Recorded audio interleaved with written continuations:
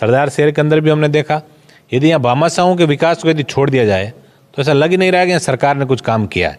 ने बूंदिया और दलिया के माध्यम से जो आप सो रहे हो, आप लोग सब जागृत हो जाओ। अब देखिए राजेंद्र जी क्या कहते हैं, क्या मैं ऐसे वीडियो नहीं देखता, मैं तो अपना खुद का जो कर्म है हम उस पर भरोसा करने वाले लोग हैं। और आप ये समझ लो कि यदि दूसरी पार्टी के लोगों को कोट करके कुछ कोई नेता कह रहा है, इसका मतलब उनके दिल दिमाग में वही लोग छाए हुए, उनका ही डर है, इसलिए वो बार बार उनके नाम को कोट करके ऐसा कहते हैं। राष्ट्रीय लोकतांत्रिक पार्टी की तरफ जो लोगों का झुकाव है ग्रामीण इलाके में, 36 कौम के लोगों का जो झुकाव है वो निश्चित रूप से दोनों दलों के नेताओं को वो कहीं ना कहीं परेशान किए बैठा है। और ये तो जनता कहेगी ना, पिंचा जी और मेरे कहने से क्या होगा, ये तो यहाँ की जनता कहेगी।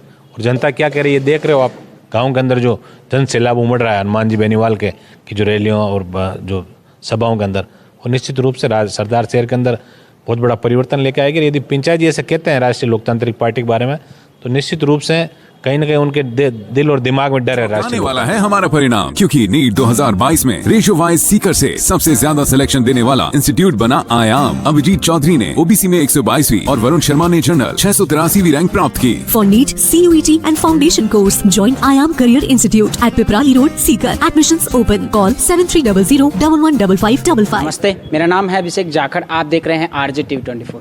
राजस्थान में सियासी अखाड़ा शुरू हो गया है। सरदार शहर में सेमीफाइनल चल रहा है, 2023 में फाइनल होगा। इसी के चलते सेमीफाइनल में सरदार शहर में रालोपा ने आके त्रिकोणीय मुकाबला बना दिया है। आइए जानते हैं नारायण जी बेनीवाल से, जो खींवसर से विधायक हैं, उनसे कि रालोपा कैसे देख रहे हैं इसको। नमस्कार सर, उपचुनाव को आप कैसे देख रहे हैं रालोपा के लिए? देखिए सरदार शहर का जो उपचुनाव है बड़ा महत्वपूर्ण उपचुनाव है, और यहाँ इस बार दोनों जो राजनीतिक राष्ट्रीय दल हैं उनके बीच राष्ट्रीय लोकतांत्रिक पार्टी के प्रत्याशी ने ताल बड़ी मजबूती से ठोकी है, और यहाँ की जनता जो है वो निश्चित रूप से बदलाव चाहती है। तो इस बार हम बड़े यहाँ के जो जनादेश जो आएगा वो निश्चित रूप से राजस्थान के अंदर बड़ा परिवर्तन का संकेत लेकर आएगा। सर, रालोपा जहाँ जहाँ चुनाव लड़ी है उसमें आपकी अहम भूमिका रही है, लेकिन जब हम जो भाजपा की प्रत्याशी पिंचा जी, उनसे हम जब वार्ता कर रहे थे तो वो बोल रहे थे कि रालोपा के सरदार शहर में कोई भूमिका नहीं रहेगी, तो इस पे आप क्या कहना चाहेंगे? और ये तो जनता कहेगी ना, पिंचा जी और मेरे कहने से क्या होगा, ये तो यहाँ की जनता कहेगी।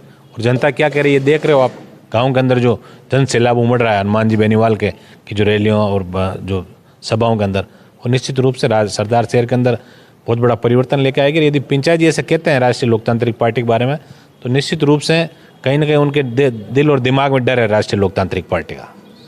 सर, आप 17 तारीख से पहले से आप डेरा डाले हुए सरदार शहर में, आप गांव में जाए तो गांव में आपको क्या लगता है माहौल? माहौल बड़ा अच्छा है, बहुत अच्छा माहौल है। और लोगों का जो इस बार व्यवस्था परिवर्तन का नारा जो किसान के बेटे हनुमान बेनीवाल जी ने जो दिया है, हर व्यक्ति राजस्थान के अंदर व्यवस्था परिवर्तन चाहता है, हर व्यक्ति दुखी है। दोनों जो राष्ट्रीय पार्टियों के आपसी जो मिलाजुली का जो खेल है, इनका जो आपसी आंतरिक जो गठबंधन है, उससे लोग त्रस्त हैं। सरदार शहर के अंदर भी हमने देखा, यदि यहाँ भामाशाहों के विकास को यदि छोड़ दिया जाए तो ऐसा लग ही नहीं रहा कि सरकार ने कुछ काम किया है। तो ये निश्चित रूप से कहीं ना कहीं लोगों के मन में जो टीस है, इन दोनों पार्टियों को लेकर जो रोष है, वो चुनाव के दिन जो निकल के बाहर आएगा। सर, आपने भी एक वीडियो देखा होगा, कल एक सरदार शहर में राजेंद्र राठौड़ जी ने जो एक वीडियो हनुमान जी के बारे में बोला था, शायद आपके पास भी होगा। वो जीवनदेश्वर गांव में बोल रहे थे कि लीलन की अभी टाइम लगेगा, इसके बारे में आपका क्या कहना है?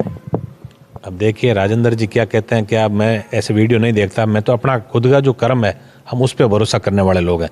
और आप ये समझ लो कि यदि दूसरी पार्टी के लोगों को कोट करके कुछ कोई नेता कह रहा है, इसका मतलब उनके दिल दिमाग में वही लोग छाए हुए, उनका ही डर है, इसलिए वो बार बार उनके नाम को कोट करके ऐसा कहते हैं। राष्ट्रीय लोकतांत्रिक पार्टी की तरफ जो लोगों का झुकाव है ग्रामीण इलाके में, 36 कौम के लोगों का जो झुकाव है वो निश्चित रूप से दोनों दलों के नेताओं को वो कहीं ना कहीं परेशान किए बैठा है। सर, ये रालोपा की साख तो नहीं टिकी है, क्योंकि 2023 का भविष्य भी यही चुनाव तय करेगा। देखिए ये सही बात है कि 2023 का सारे मीडिया के लोग भी कह रहे हैं, सेमीफाइनल हम लोग भी कह रहे हैं, लेकिन सरदार शहर का जो उपचुनाव है, ये उपचुनाव वास्तव में बड़ा महत्वपूर्ण उपचुनाव है, क्योंकि पूरे देश की निगाहें इस प्रदेश की सीट पर टिकी हुई है। तो कहीं ना कहीं जो आने वाले 2023 के जो चुनाव है उसके अंदर इसका जो भी परिणाम आएगा उस पर बहुत बड़ा ताना बाना बुना जाएगा इसके लेकर। एक सवाल हटके, रालोपा को वोट क्यों करें? देखिए, पहला किसान का बेटा हनुमान बेनीवाल जी हैं, जिन्होंने व्यवस्था परिवर्तन की बात कही। आज तक किसी व्यक्ति ने नहीं सोचा कि हमारा किसान जो कर्ज मुक्त होना चाहिए। जो है कर्ज माफ़ी की बात सब लोग करते हैं, लेकिन कर्ज मुक्त किसान, ऐसी कल्पना हनुमान जी ने की है कि हमारी नीतियाँ ऐसी बने कि किसान को कर्ज लेने की आवश्यकता ही नहीं हो। ऐसी किसान हित की नीतियाँ बने, टोल मुक्त राजस्थान हो, किसान को फ्री बिजली मिले और गांव के अंदर जो सिंचाई का पानी जो प्रत्येक खेत तक पहुंचे। बहुत बड़ा परिवर्तन का एक सोच लेके, एक संकल्प लेके और हनुमान जी ने ये नई पार्टी बनाई है।